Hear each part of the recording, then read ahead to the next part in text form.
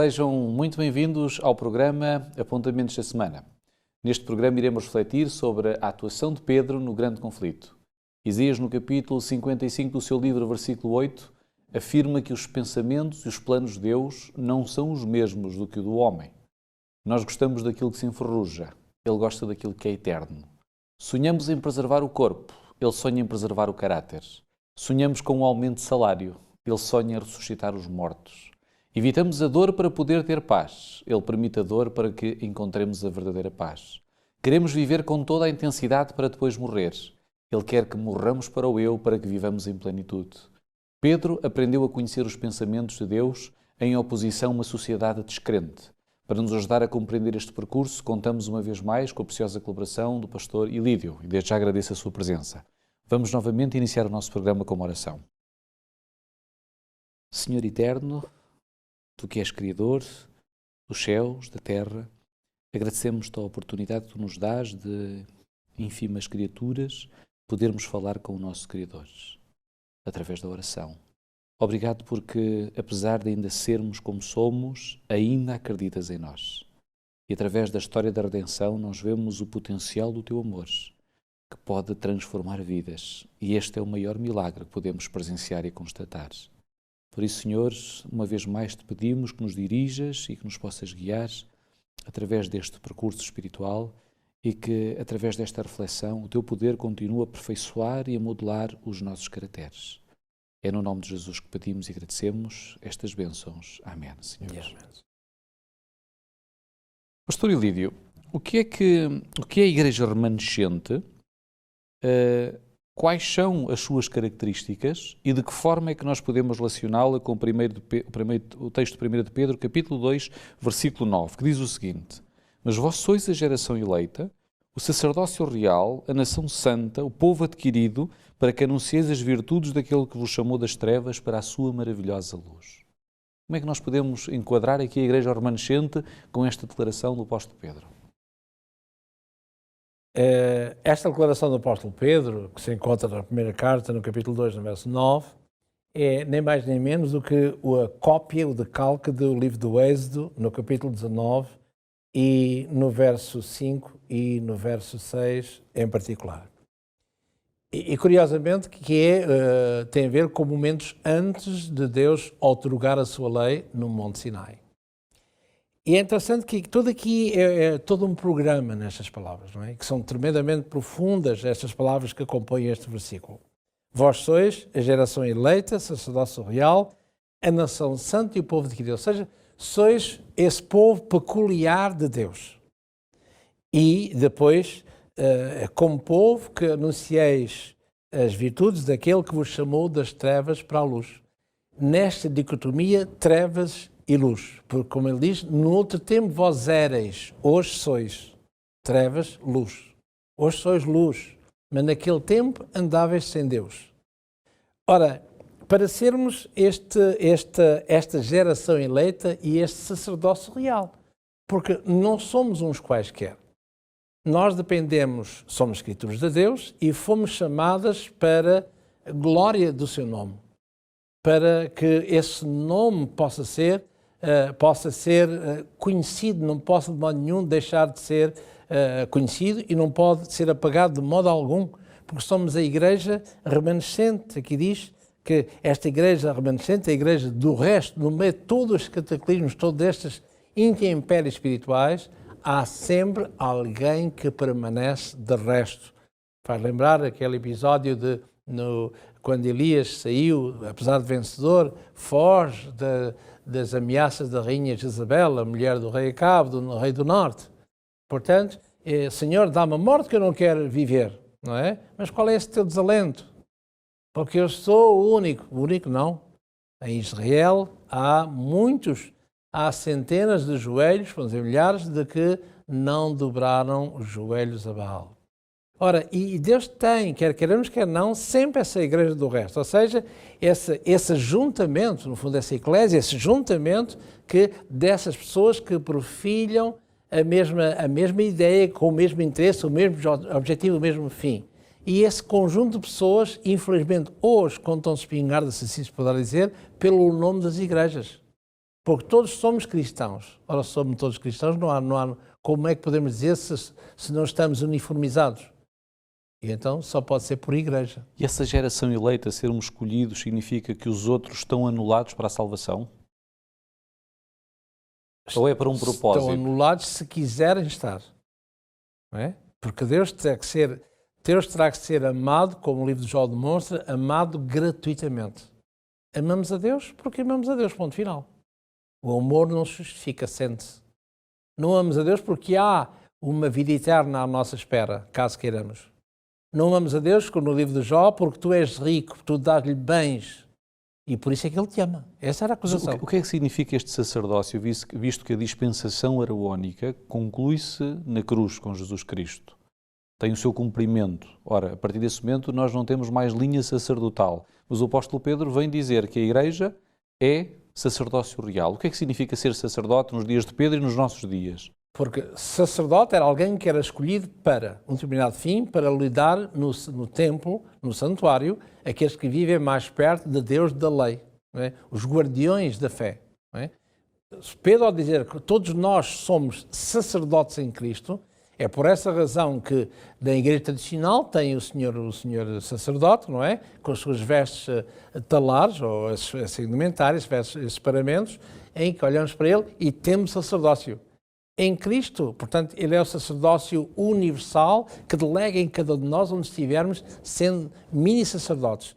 E é por isso que nas igrejas ditas reformadas ou ditas protestantes não há, em princípio, normalmente, essas vestes talares. Ou seja, atenção que vai entrar o sacerdote. Não. E este era um dos baluartes da Reforma Protestante. Exatamente. Portanto, qualquer um de nós é sacerdote. Qualquer um de nós poderá abrir a palavra de Deus e pregar segundo a Escritura. Não é? E não é panágio unicamente daquela entidade ou da outra.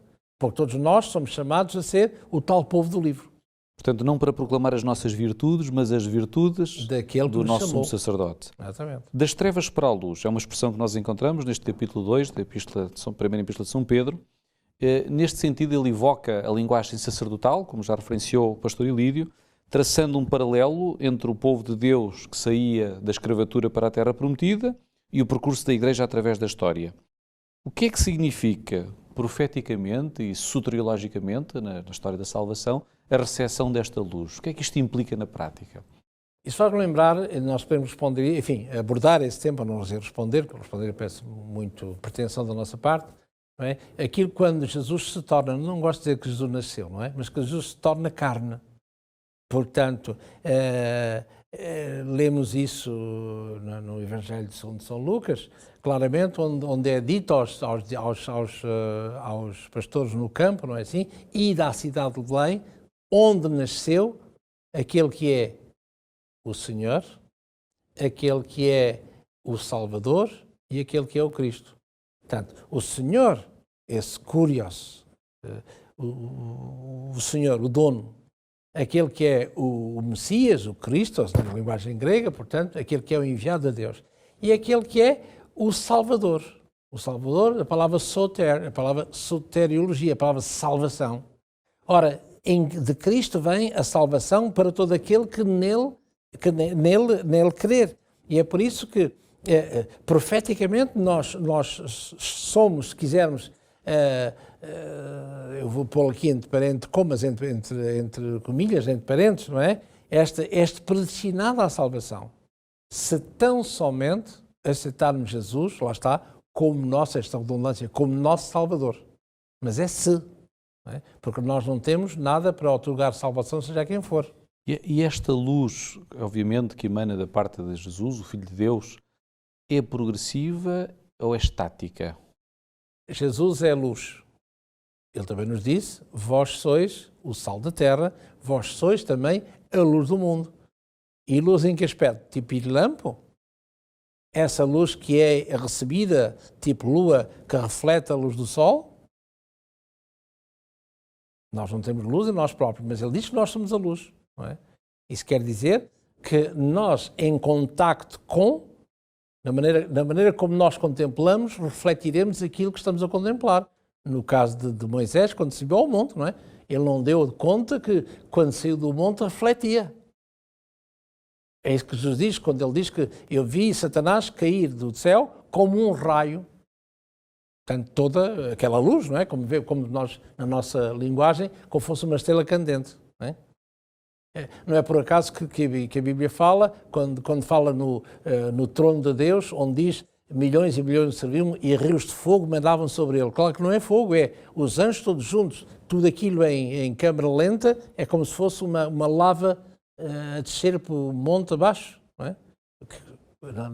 Naquilo que tem visão, é como se fosse fogo. Portanto, essa luz que é inerente a cada um de nós somos convidados a dar luz. Porque fomos convidados, como diz aqui no texto de Pedro, não é? Anunciar a virtude daquele que vos chamou das trevas para a luz. Naquele tempo vós éreis. Então a comunhão com Deus não nos torna opacos, mas faz emergir ainda mais luz. E em termos doutrinários, é possível ter mais luz? Pelo menos na compreensão, na ampliação? Foi isso que aconteceu também ao largo da história do cristianismo? Exatamente, essa compreensão de Deus, das coisas de Deus, ela é obviamente progressiva, não é? E que durará até a eternidade, em princípio, não é? Porque o que é que nós conhecemos nós dizemos na linguagem humana, não é? O prezado amigo é catedrático na área da química, não é? Perante mim, coitado, o que é que eu sei de química? Nada. Mas você é catedrático em química ou noutra área do saber qualquer, não é? Aparentemente é um fosso enorme que nos separa. Mas se nós quisermos ser honestos, verdadeiramente o que é que eu conheço de química, apesar de ser catedrático em? Conheço mais do que eu de qualquer meu semelhante, é um facto, não é? Como ciência. Mas todo o mundo que está para lá, não é? Que eu totalmente desconheço, totalmente ignorante, simplesmente, ou um neófito, se quisermos. Portanto, aquilo que o Senhor nos chama é convidados a conhecer todo o mundo que está à nossa frente e Deus olha para cada um de nós como aqueles que o irão seguir, aqueles que quiserem, mas tudo depende uma vez mais, exclusivamente, da nossa vontade, em aceitá-lo, em reconhecer que somos chamados das trevas para a luz e em permanecermos aí nessa luz. Na luz. Cada vez mais a sociedade determina que o bem comum e a consciência coletiva devem prevalecer sobre a consciência individual e acima de qualquer valor moral ou ético. Se um princípio bíblico perturbar a ordem comum, deve então ser descartado, correndo a pessoa o risco de ser ostracizada ou afastada pela sociedade.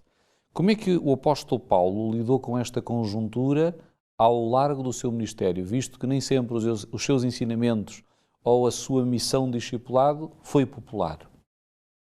Nós temos, por exemplo, o texto de 1 de Pedro 4:1-7, que aborda um bocadinho esta noção.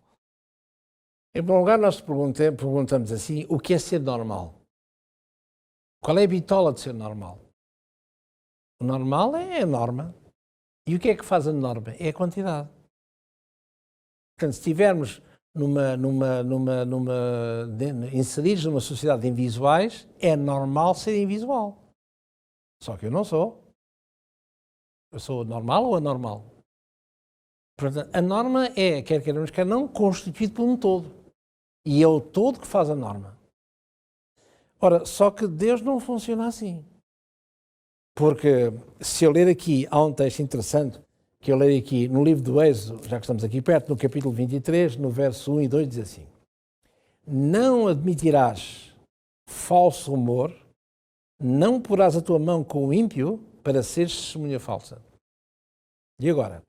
Não seguirás a multidão para fazeres o mal, nem tampouco numa questão falarás, tomando parte com o maior número para torcer aquilo que é direito.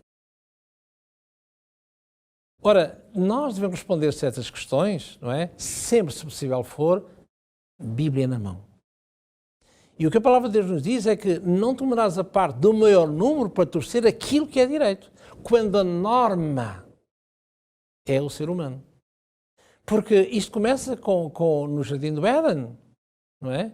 Quem é a norma? Deus. Mas nós somos autos, no grego, autos, eu. Eu sou autónomos. Eu sou eu, nomos, lei. Eu sou a lei, sou autónomo. A lei sou eu. Quem és tu para dizer que eu não estou bem? Quem sou eu para dizer que tu, né, o meu alter ego, não está bem? Quem? Nós não somos a consciência de ninguém, nós somos a nossa própria consciência. E é por isso que o mundo vai como vai. Hoje as crianças, não se pode, a educação não é, os pais já quase só existem para lhes dar dinheiro ou para lhes dar alimentação. Mas o menino é que decidirá o que o bem lhe parecer aos seus olhos. E o que é que nós encontramos aqui? A degradação galopante que nós conhecemos.